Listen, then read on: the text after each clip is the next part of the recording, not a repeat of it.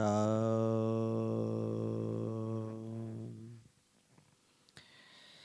राम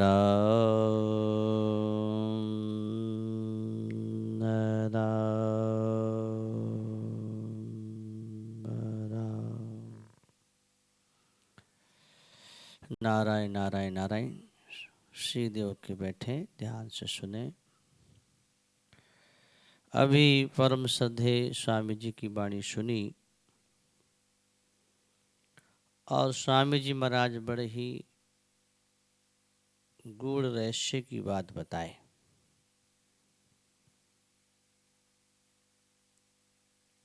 कि जो काम नहीं करना चाहिए वो नहीं करना है,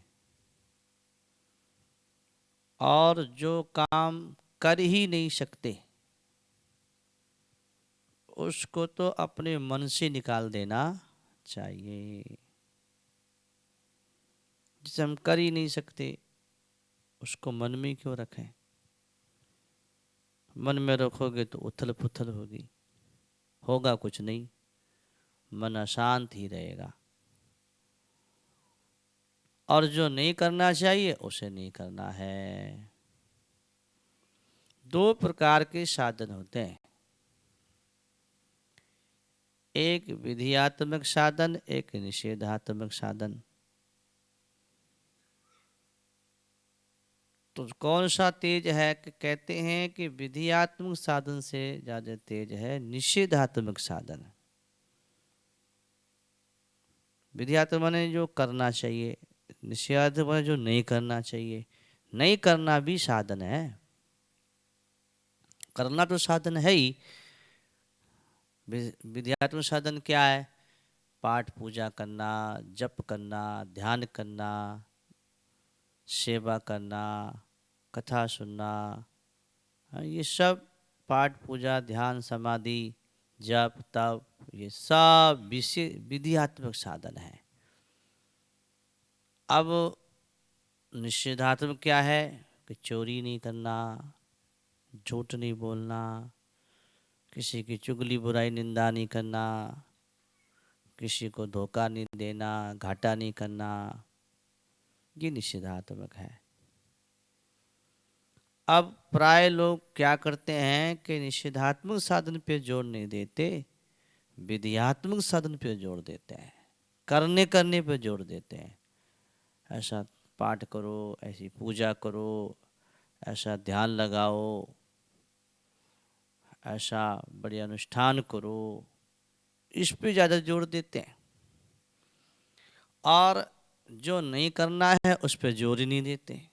हमें चोरी नहीं करना है, झूठ नहीं बोलना है, किसी का जी नहीं दुखाना है, कोई पाप नहीं करने। ऐसे इनके अंदर अगर ये हम करने लग जाए तो निषेधात्मक चीज़ों का जो नहीं करना चाहिए उनका अगर हम त्याग करते हैं तो विधियात्मक जो साधन है वो अपने आप होने लगता है,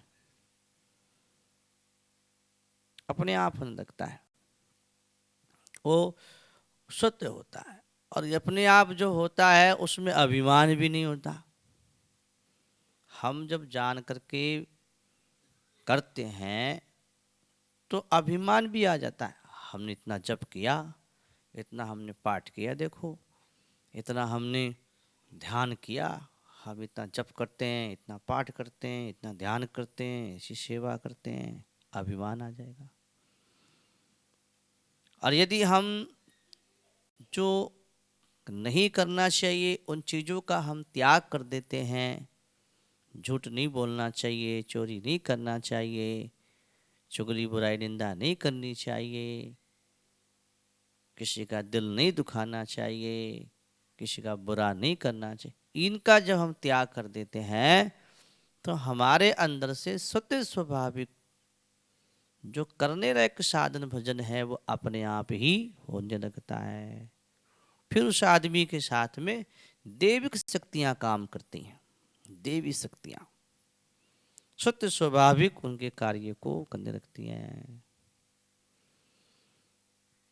तो कहते हैं कि हमें अपने जीवन में निषेधात्मक साधन को महत्व देना चाहिए, उनका त्याग करना चाहिए। संसार क्यों में हम जो फंसे हुए हैं, तो क्यों फंसे हुए हैं? किस में फंसे? आसक्ति और कामना में। इन चीजों के बिना हम रह नहीं सकते, ये तो आसक्ति है। परिवार के बिना, धन के बिना, घर के बिना हम नहीं रह सकते भाई, ये तो चाहिए ही। ये आसक्ति है, और ये चाहिए, वो चाहिए, ऐसा दुकान, ऐसा मकान, ऐसा नाम, बड़ाई, प्रतिष्ठा हो जाए, ये कामना है। आसक्ति और कामना में फंसे हम दुख पा रहे हैं। आसक्ति और कामना क्यों आई है? आसक्ति और कामना जो आई है, निषेधात्मक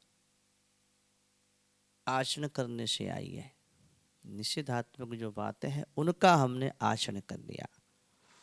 झूठ बोलना लग गए, कपट करने लग गए, धोखा देने लग गए, चुगली बुराई निंदा करने लग गए। इनके करने से निषेधात्मक बातों को हमने आचरण में ले लिया।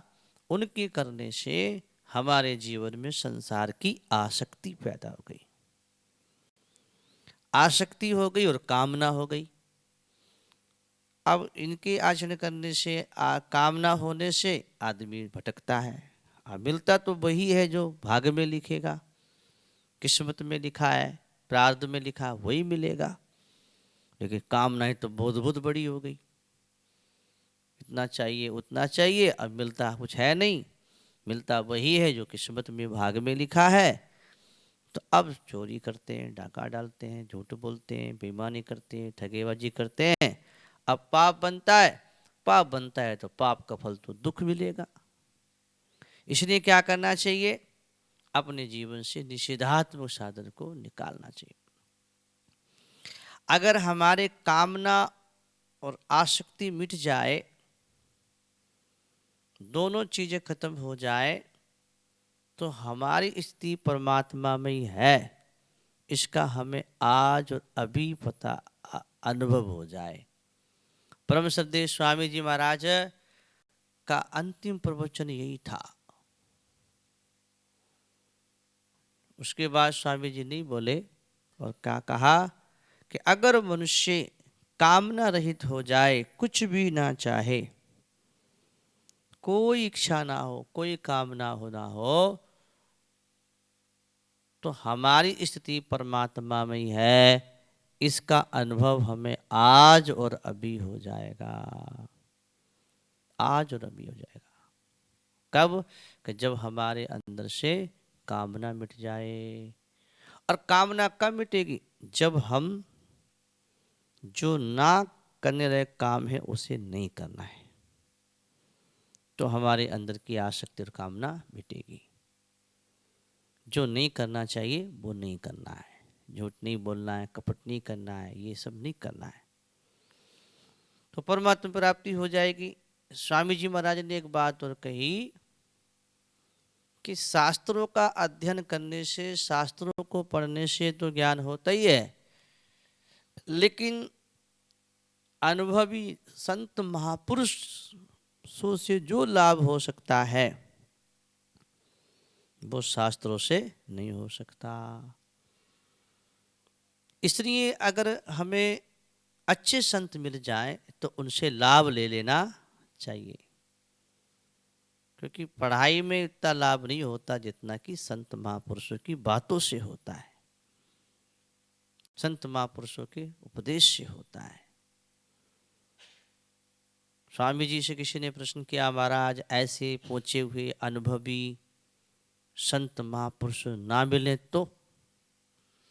स्वामी जी कहते हैं ऐसा हो ही नहीं सकता। एक सिद्धांत है। क्या सिद्धांत है? कि अगर कोई परमात्मा की ओर लगन लगाता है तो उसको रास्ता बताने वाले जरूर मिल ही जाते हैं। ये सिद्धांत है, भगवान मिला देते हैं। अगर हमारी सच्ची लगन होगी परमात्मा को पाने की, भजन करने की, साधन करने की, तो उसको अच्छे संत मिल ही जाते हैं। अब हमारी दृष्टि क्या होती है कि हमें कोई संत मिल जाए और हमें आशीर्वाद दे दे कि हमारा व्यापार बढ़िया चल जा। अब व्यापार की दृष्टि से ढूंढते हैं तो व्यापारी संत मिल जाते हैं व्यापारियों को। सही है कि नहीं? व्यापार की दृष्टि से ढूंढते हैं तो व्यापारियों को व्यापारी संत मिल जाते हैं। कोई सोचे कोई अच्छे संत मिल जाए तो हमारे को आशीर्वाद दे दे, तो हमारे कोई पोतो आ जा, कि हमारी बीजनी आ जा। वह इसके लिए संतों को ढूंढते हैं कि कोई आशीर्वाद दे दे तो हमारा काम धंधो बढ़िया चल जा। तो व्यापार के लिए या अपनी कामनाओं की पूर्ति के लिए संतों को ढूंढते हैं तो उनको वैसे ही संत मिलते हैं। लेकिन कोई भगवान की भक्ति के लिए, अपनी साधना के लिए, अपने उद्धार के लिए, अपने कल्याण के लिए जिज्ञासा रख करके खोज करते संतों को, तो उन्हें असली संत भी मिलते हैं। तो भाई व्यापारियों को तो व्यापारी मिलेंगे और भक्तों को भगत मिलेंगे। इसलिए क्या करना चाहिए? अगर हमारी अच्छी सच्ची लगन है, देखो दृष्टांत है, उदाहरण है अपने पास में कि ध्रुव जी महाराज को 5 साल की उम्र बच्चा ध्रुव, उन्हें क्या पता संत कहाँ मिलेंगे, कैसे मिलेंगे, कैसे होते, उन्हें क्या ज्ञान था। बस उनकी एक लगन लगी थी कि मुझे भगवान विष्णु का भजन करना है, अब तो विष्णु से मिलना है बस। और घर से चल पड़े। 5 साल की उम्र के बच्चे को क्या ज्ञान, और जो चल पड़े तो भगवान ने कृपा कर दी, नारद जी को भेज दिया कि जाओ इन्हें ज्ञान दे के आओ। तो कहने का अर्थ है कि भगत को भक्त मिलते हैं, ज्ञानी को ज्ञान मिलते हैं और व्यापारियों को व्यापारी मिलते हैं। तो अगर हमारी सच्ची लगन होगी, अच्छी भावना होगी, तो हमें अच्छे संत भी मिल जाएंगे। हमें तो बस इतना है कि संतों की बात को मानना है, अपने जीवन में उतारना है, आचरण में लाना है। और ज़्यादा ये विध्यात्मक साधन तो चलो जितना है उतना करो, जप तप पाठ पूजा ध्यान भजन सत्संग कथा कीर्तन तो करो, लेकिन उससे भी बड़ी बात है कि अपने जीवन में जो बुराइयां हैं, कमियां हैं, हमारे अंदर जो उल्टे काम है, नशा है, व्यसन है, इनको त्यागो। इनको जितना हम त्यागेंगे, छोड़ेंगे, उतने ही हमारे जप तप पाठ पूजा में लाभ होगा। और इनको अगर हम नहीं त्यागेंगे तो जल्दी लाभ होने वाला नहीं है। सीधी सी बात है कि वैद्य जी के पास जाओ डॉक्टर के, तो वो दवाई देता है और दवाई के साथ साथ वो परहेज बताता है। खटाई नहीं खानी, मिठाई नहीं खानी, मिर्च नहीं खानी, मतलब कई प्रकार के परहेज बतावे। इसको तुम करोगे तो आपकी दवाई जल्दी लाभ करेगी। अब वो दवाई तो खाता रहे, परहेज ना करे तो क्या दवाई जल्दी लाभ करेगी? नहीं करेगी। ऐसे ही भजन की बात है कि जो हमारे अंदर कमियां हैं उनको आप ही जितना जानते हैं उतना दूसरा को नहीं जानता, और उन कमियों को हम ही अपने अंदर से दूर करेंगे तो हमारे अंदर के जो विध्यात्मक साधन है वो सिद्ध हो जाएगा। जप भी, तप भी, पाठ पूजा भी हमारे सब सिद्ध हो जाएंगे और हमें उनसे लाभ भी हो जाएगा। तो स्वामी जी कह रहे हैं कि हम फंसे हुए हैं आसक्ति और कामना में। संसार परिवार के प्रति जो लगाव खिंचाव वो आसक्ति है, और संसार की जो मान बढ़ाई प्रतिष्ठा रुपया पैसे इच्छा है वो कामना है। इसी में दुख पा रहे हैं। इसलिए हमें इनका त्याग कर दें तो परमात्मा की प्राप्ति हो जाएगी। हम कुछ नहीं, हमें कुछ नहीं चाहिए, हमें तो केवल परमात्मा ही चाहिए, तो परमात्मा मिलेंगे। तो कहने का अर्थ है कि निषेधात्मक साधन विधियात्मक साधन से तेज है। हमें जो नहीं करना है वो नहीं करना चाहिए, और जिसे कर ही नहीं सकते उसे अंदर मन से निकाल देना चाहिए। और आसक्ति का त्याग करके, कामना का त्याग करके भजन करना चाहिए, अपना कल्याण करना चाहिए। ये बात स्वामी जी बताए हैं। अब समय हो गया, चलें क्या? तैयारी है माताओं? दीपक है? हाँ चलो। श्यापति रामचंद्र की जय।